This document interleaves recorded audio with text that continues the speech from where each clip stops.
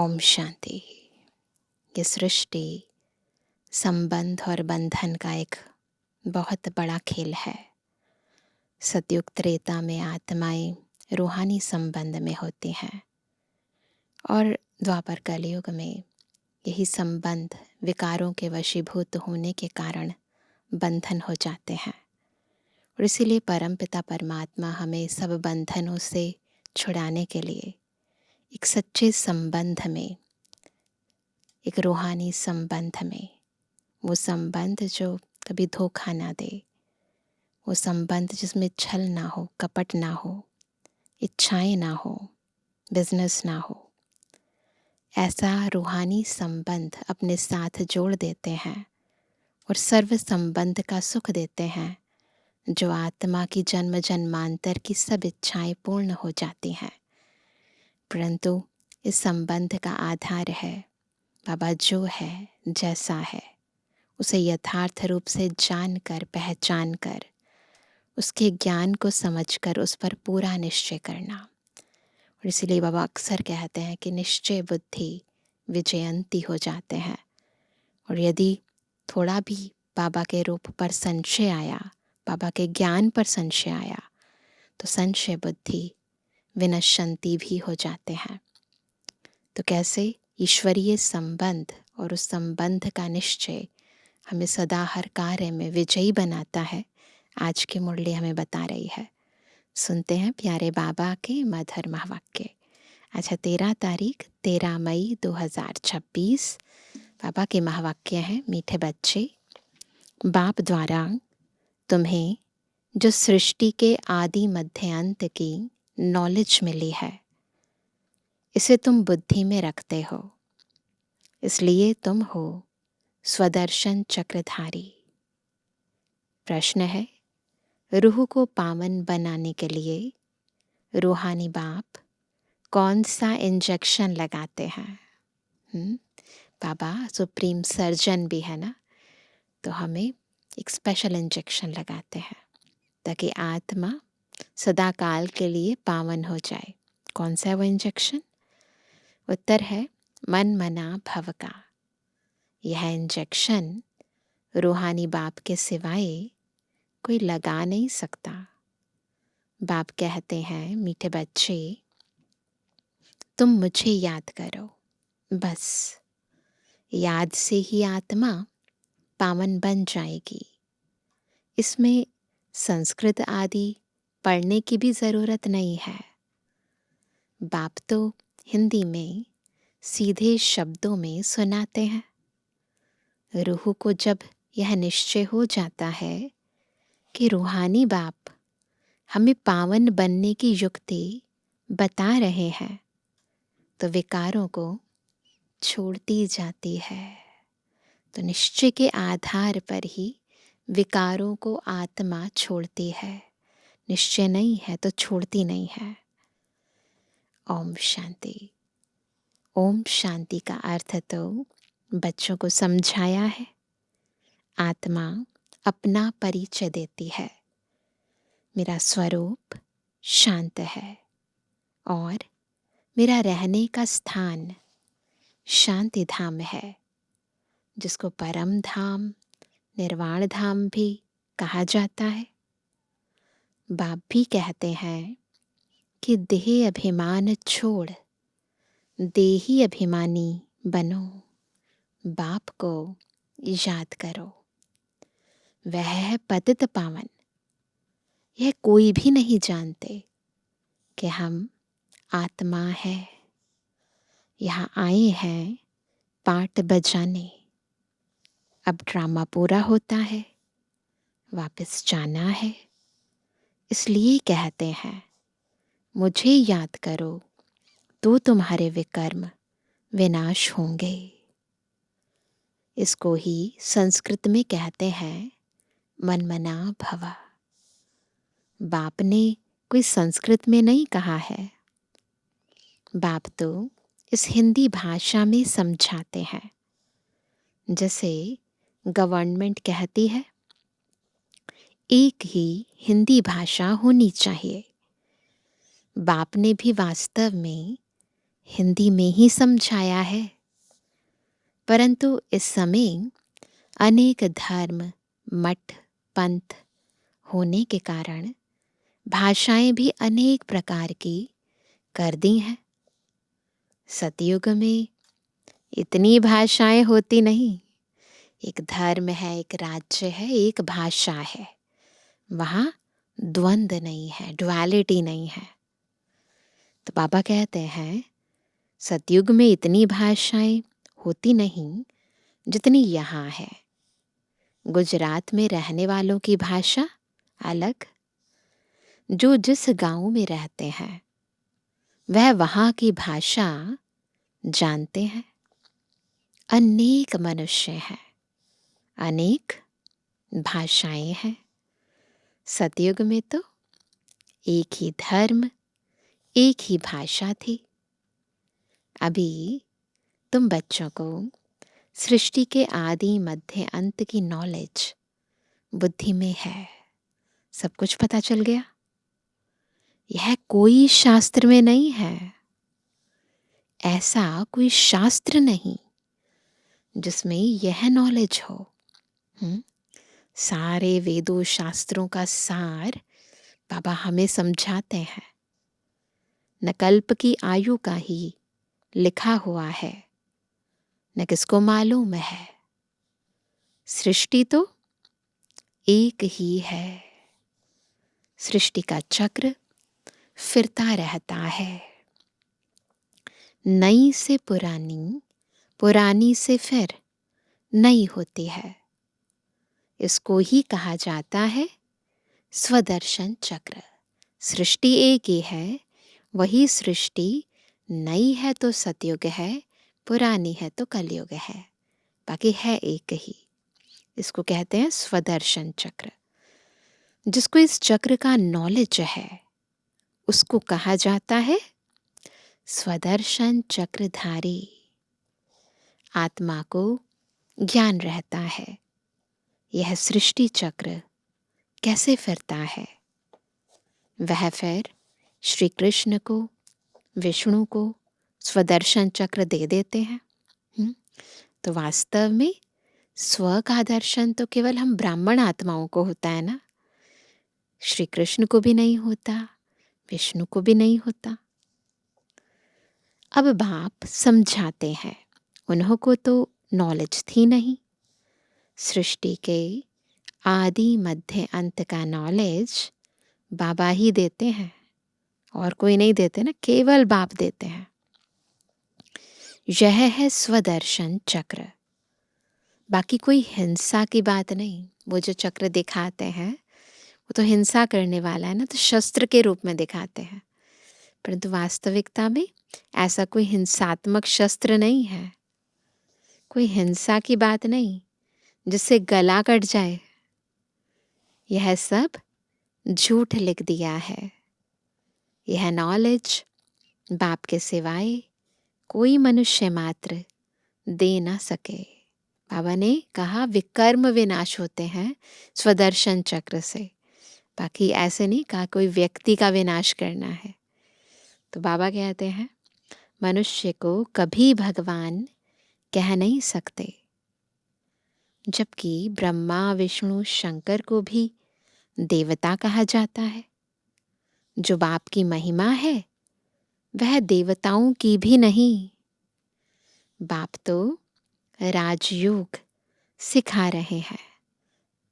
ऐसे नहीं कहेंगे बच्चों की भी वही महिमा है जो बाप की है। नहीं, बाप बाप है, बच्चे बच्चे हैं। बच्चे फिर भी पुनर्जन्म लेते हैं, बाप तो पुनर्जन्म में नहीं आते हैं। बच्चे बाप को याद करते हैं। ऊंचे ते ऊंचा है भगवान, वह सदा पावन है। बच्चे पावन बन फिर पतित बनते हैं। तो अंतर बता रहे हैं बाबा, बाप में और बच्चों में क्या अंतर है। बच्चे पुनर्जन्म लेते हैं, बाबा नहीं लेते हैं। बच्चे पतित पावन, पावन से पतित बनते हैं, परंतु बाबा सदा प्योर है। तो बाबा कहते बच्चे पावन बन फिर पतित बनते हैं। बाप तो है ही पावन, बाप का वर्षा भी ज़रूर चाहिए बच्चों को। एक तो मुक्ति चाहिए, दूसरा जीवन मुक्ति चाहिए। शांति धाम को मुक्ति, सुख धाम को जीवन मुक्ति कहा जाता है। मुक्ति तो सबको मिलती है, जीवन मुक्ति जो पढ़ेंगे उनको मिलेगी। भारत में बरोबर जीवन मुक्ति थी। यहाँ इसी धरती पर स्वर्ग था, जब आत्माएं जीवन में थी, परंतु बंधनों से, विषय विकारों के बंधनों से, कर्मों के बंधनों से मुक्त थी। तो बाबा कहते हैं बाकी सब इतने मुक्ति धाम में थे। उस समय जब जीवन मुक्ति थी तो सब तो इस सृष्टि पर नहीं थे, है ना, कुछ ही आत्माएं थी, बाकी सब मुक्ति धाम में थी। तो बाकी सब इतने मुक्ति धाम में थे। सतयुग में सिर्फ एक ही भारत खंड था, लक्ष्मी नारायण का राज्य था। बाबा ने समझाया है लक्ष्मी नारायण के मंदिर सबसे जास्ती बनाते हैं। बिरला आदि जो मंदिर बनाते हैं वह यह नहीं जानते कि लक्ष्मी नारायण को यह बादशाही कहाँ से मिली। उनकी भावना है उनमें, परंतु यथार्थ रूप में तो लक्ष्मी नारायण को वो जानते ही नहीं है। तो बाबा कहते हैं कितना समय राज्य किया, फिर कहाँ चले गए, कुछ भी नहीं जानते। तो जैसे गुड़ियों की पूजा हुई ना, है ना, जैसे गुड़ियों की पूजा करते हैं ना, खेल पाल करते हैं, परंतु उससे प्राप्ति नहीं होती है, अर्थ नहीं जानते हैं। इसीलिए बाबा कहते हैं अब ड्रामा के आदि मध्य अंत का राज हमें जानना है, देवी देवताओं की बायोग्राफी को भी समझना है। बाबा कहते इसको कहा जाता है भक्ति। भक्ति में ज्ञान नहीं होता है, समझ नहीं होती है, बस अंधश्रद्धा होती है ना, उनमें भावना होती है। तो बाबा कहते हैं आप ही पूज्य फिर आप ही पुजारी। पूज्य और पुजारी में बहुत फर्क है, यानी वही आत्माएं पहले पूज्य होती हैं, फिर वही आत्माएं पुजारी बन जाते हैं। लेकिन दोनों की स्थिति में तो बहुत बड़ा अंतर होता है ना, कहाँ वो पावन कहाँ वो पतित। उनका भी अर्थ होगा ना। पतित उनको कहा जाता है जो विकारी हैं। क्रोधी को पतित नहीं कहेंगे। पतित शब्द विकारी के लिए, यानी जो काम विकार में जाते हैं, उसके लिए प्रयोग होता है। क्रोधी के लिए पतित अक्षर यूज नहीं करते। तो बाबा कहते हैं क्रोधी को पतित नहीं कहेंगे, जो विकार में जाते हैं उनको पतित कहा जाता है। इस समय तुमको ज्ञान अमृत मिलता है। ज्ञान का सागर है ही एक बाप। बाबा ने समझाया है यह भारत ही सतु प्रधान ऊंचते ऊंच था, अभी तमु प्रधान है। यह तुम्हारी बुद्धि में है। यहाँ कोई राजाई तो है नहीं, यह है ही प्रजा का प्रजा पर राज्य, प्रजातंत्र है ना। अभी तो सतयुग में बहुत थोड़े होते हैं, अभी तो कितने हैं। जैसे हम संगम पर है ना, तो सतयुग में क्या होता है और कलयुग में क्या है, दोनों के कंट्रास्ट को यथार्थ समझ सकते हैं। विनाश की तैयारियां भी होती हैं। देहली परिस्तान तो बनना ही है, परंतु यह कोई जानते नहीं है। वह तो समझते हैं यह न्यू दिल्ली है। इस पुरानी दुनिया को पलटाने वाला कौन है? पलटना ये कार्य कोई मनुष्य आत्मा तो कर नहीं सकती। बिल्कुल कंट्रास्ट वाले चेंज, यह किसको पता नहीं है, कोई शास्त्र में भी नहीं है। समझाने वाला एक ही बाप है ना। यद्यपि लिखते हैं परमात्मा के लिए, दुख हरता है, सुख करता है, पतित पावन है, हेवनली गॉड फादर है ना। तो बाबा कहते हैं वास्तव में समझते नहीं हैं कि खुद भगवान आकर सारी दुनिया को पलटाते हैं। अभी तुम बच्चे नई दुनिया के लिए तैयारी कर रहे हो, कौड़ी से हीरे मिसल बन रहे हो। भारत कितना सॉल्वेंट था, दूसरा कोई धर्म नहीं था। अभी तो अनेक धर्म है। अब रहमदिल बाप को याद करते हैं। भारत सुखधाम था, यह भूल गए हैं। अब तो भारत का क्या हाल है। नहीं तो भारत हेवन था, बाप का जन्म स्थान है ना। तो ड्रामा अनुसार उनको तरस आ जाता है। बाबा कहते हैं मेरा जन्म स्थान है, इसलिए मुझे रहम आ जाता है। तो इसी स्थान को जहाँ परमात्मा की ब्रह्मातन में प्रवेशता होती है, इसी भारत भूमि को स्वर्ग बनाने फिर बाबा आते हैं।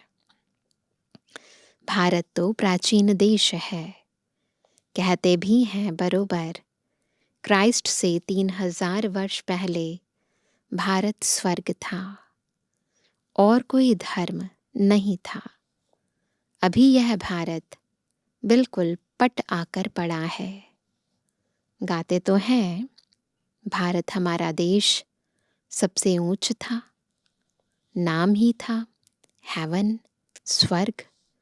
भारत की महिमा का भी कोई को पता नहीं है।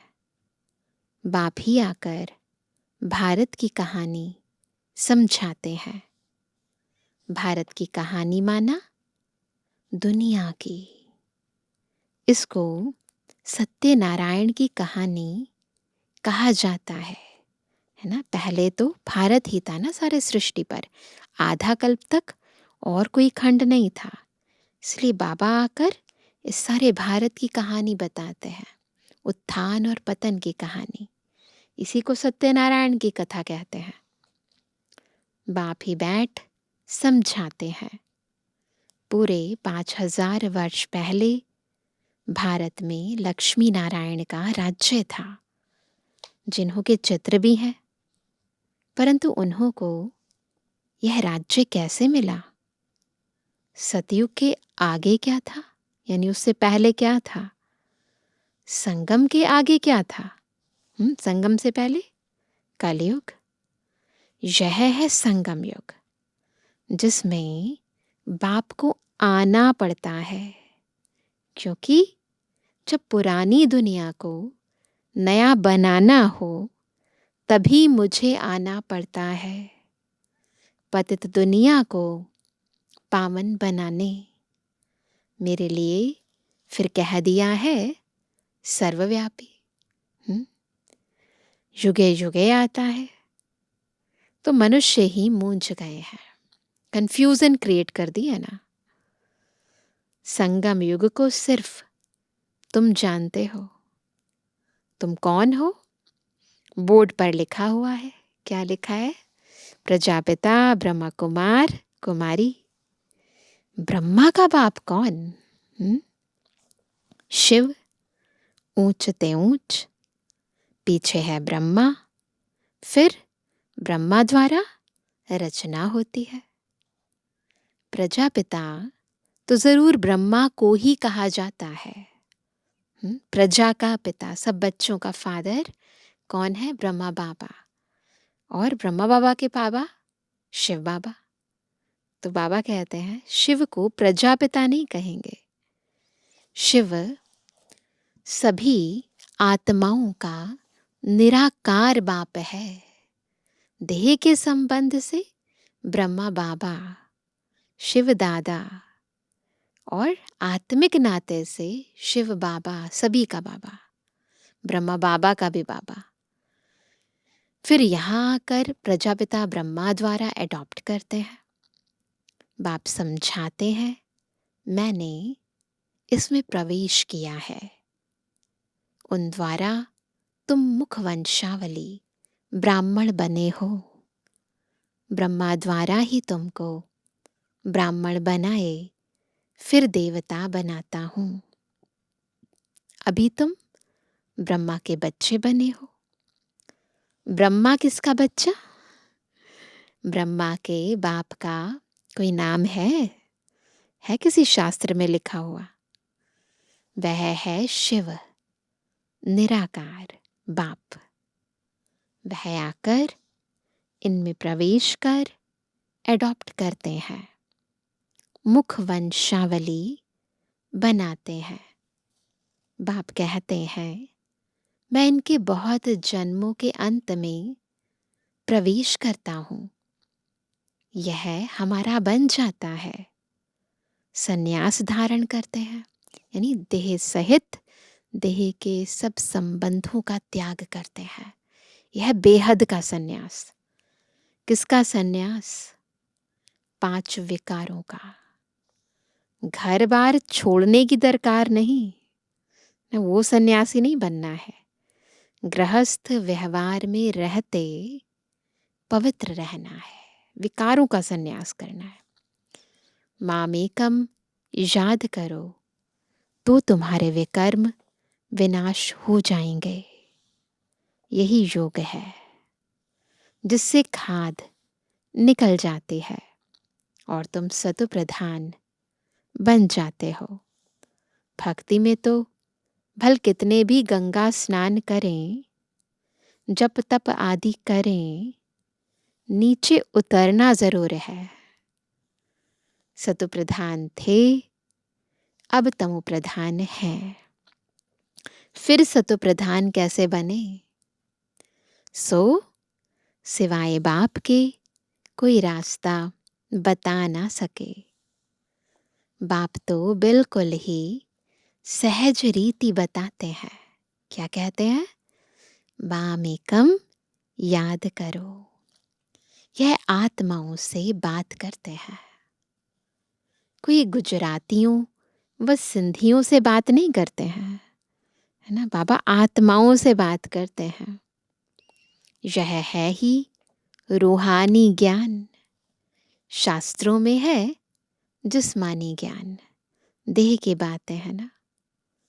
रूह को ही ज्ञान चाहिए, रूह ही पतित बना है, उनको ही रूहानी इंजेक्शन चाहिए।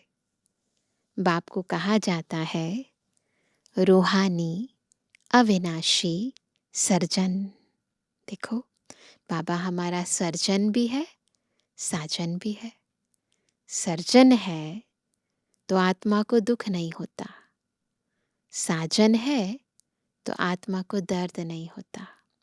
तो सब दुखों और दर्दों से छुड़ा देते हैं बाबा। हमारे सच्चे साजन बन जाते हैं, सच्चे सर्जन बन जाते हैं और एक ही रूहानी इंजेक्शन लगाते हैं, एक ही पाठ पढ़ाते हैं, माम एकम याद करो। वह आकर अपना परिचय देते हैं कि मैं तुम्हारा रूहानी सर्जन हूँ। तुम्हारी आत्मा पतित होने के कारण शरीर भी रोगी हो गया है। आत्मा का प्रभाव देह पर भी पड़ता है। आत्मा की क्वालिटी डाउन होती है तो 5 तत्व भी उसे ऐसे ही मिलते हैं, तो शरीर भी रोगी हो जाता है। इस समय भारतवासी तथा सारी दुनिया नरकवासी है, फिर स्वर्गवासी कैसे बन सकती है? सो बाप समझाते हैं। बाप कहते हैं मैं ही आकर सब बच्चों को स्वर्गवासी बनाता हूँ। तुम भी समझते हो, बरोबर हम नरकवासी थे। कलयुग को नर्क कहा जाता है। अब नर्क का भी अंत है।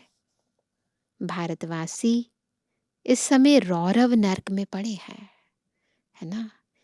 बहुत ही पतित बनाने वाला नर्क है। आत्मा को पूरी तरह आसुरियता के अंदर डुबो देता है। तो बाबा कहते हैं बिल्कुल रौरव नर्क है। इसको सॉवरेंटी भी नहीं कहेंगे, लड़ते झगड़ते रहते हैं।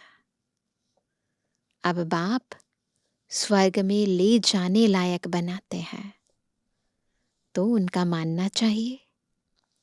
अपने धर्म शास्त्र को भी नहीं जानते हैं, बाप को ही नहीं जानते, धर्म स्थापक को भी नहीं जानते, धर्म को भी नहीं जानते, धर्म शास्त्र को भी नहीं जानते। तो बाबा कई बार कहते हैं ना, कर्म भ्रष्ट धर्म भ्रष्ट हो गए हैं। बाप कहते हैं, मैंने तुमको पतित से पावन बनाया था, न कि श्री कृष्ण ने। श्री कृष्ण तो पावन नंबर 1 था। उनको कहते भी हैं श्याम सुंदर।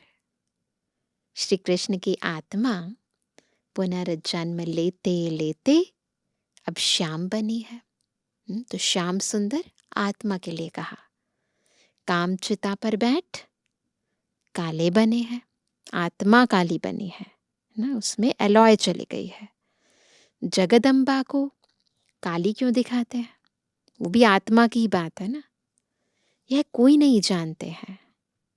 जैसे श्री कृष्ण को काला दिखाया है, वैसे जगत अम्बा को भी काला दिखाते हैं।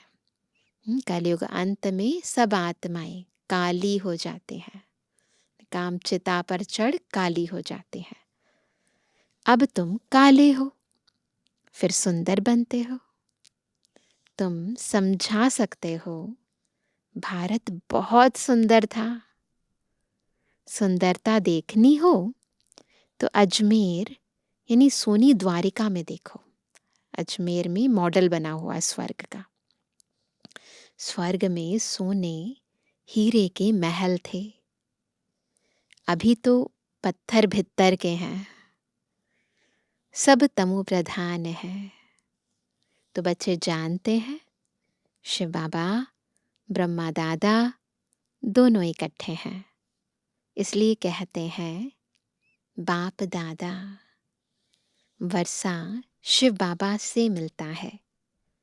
अगर दादा से कहेंगे तो बाकी शिव के पास क्या है?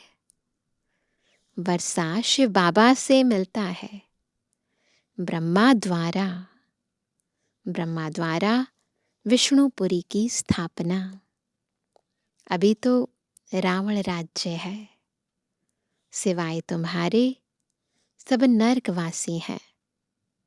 तुम अभी संगम पर हो, अभी पतित से पावन बन रहे हो, फिर विश्व के मालिक बन जाएंगे।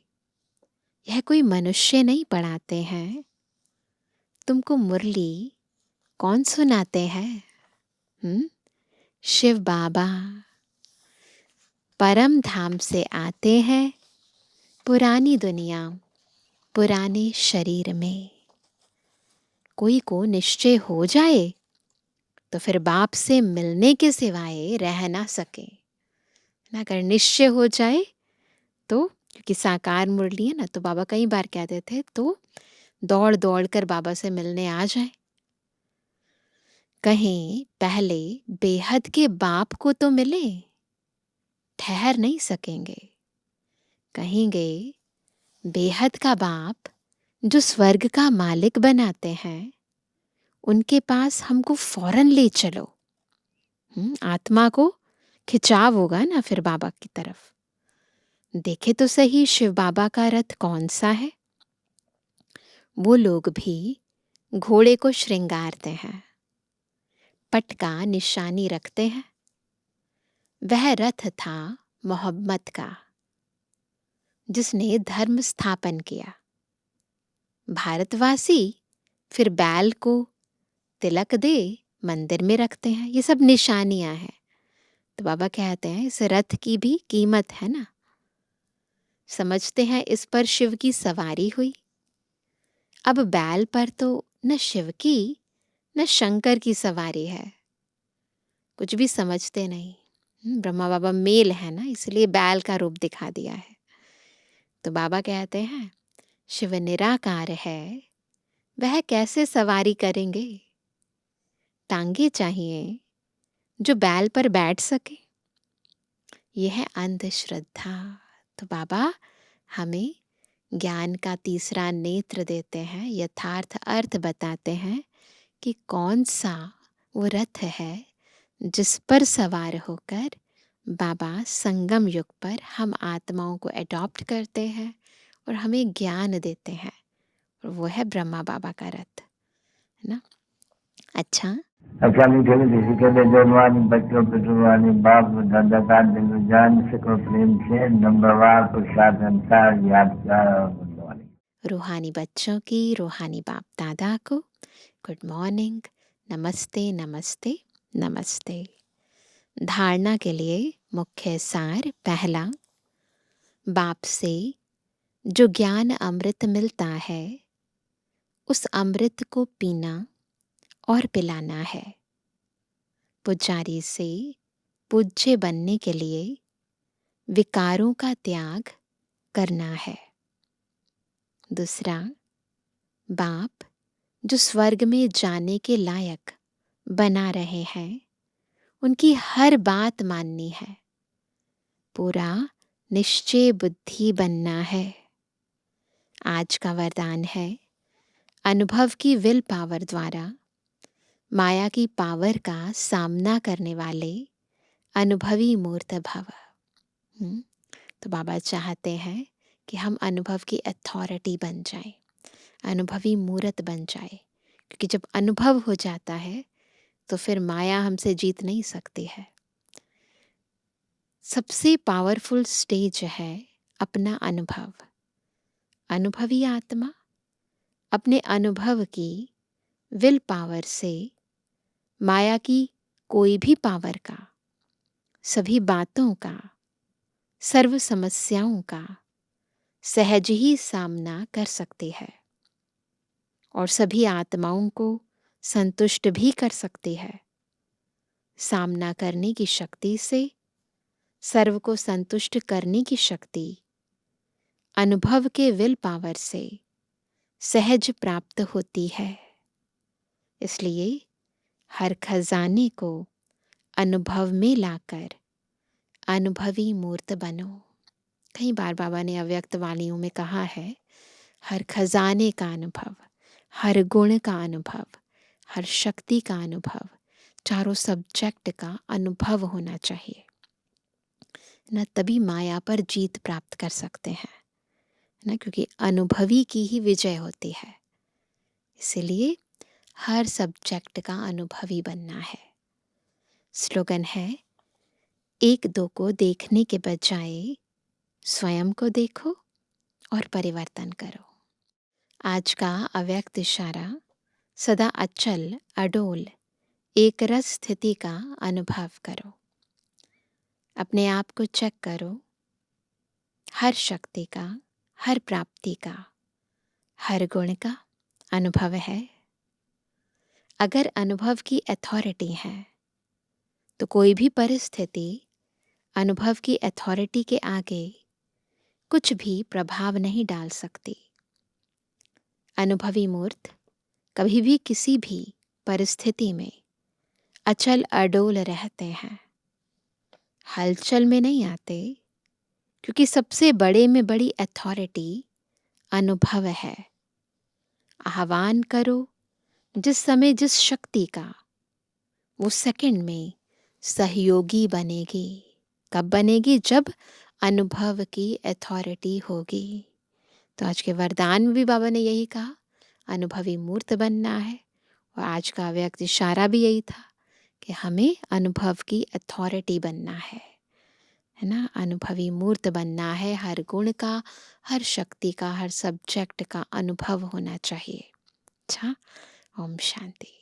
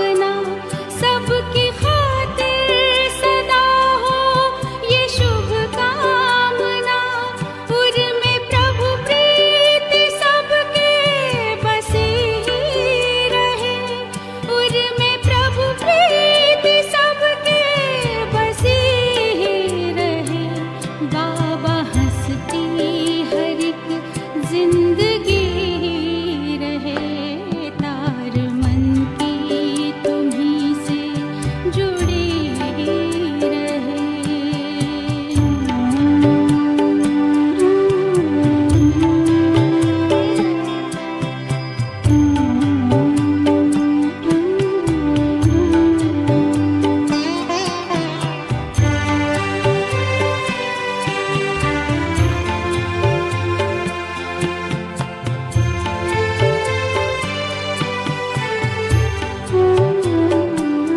विश्व सारा हमारा ये अपना ही घर, सबके हम सब हमारे ही आए नजर।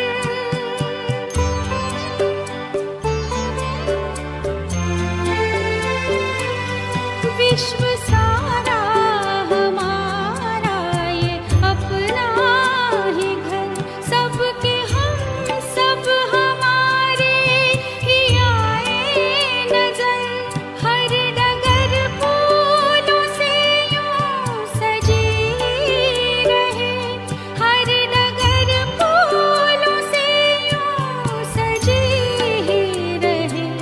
बाबा हंसती हर एक जिंदगी रहे तार मन की तुम्हीं से जुड़ी रहे।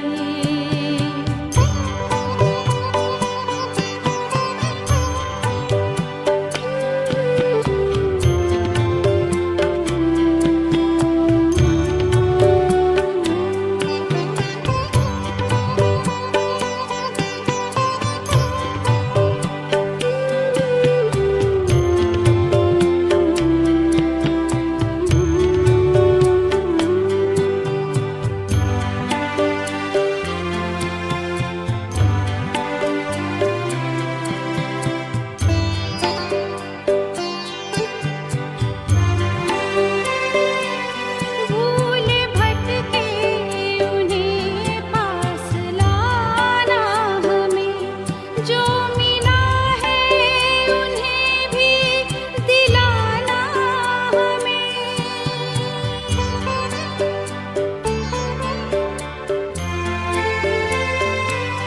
भूले भटके उन्हें पास लाना हमें, जो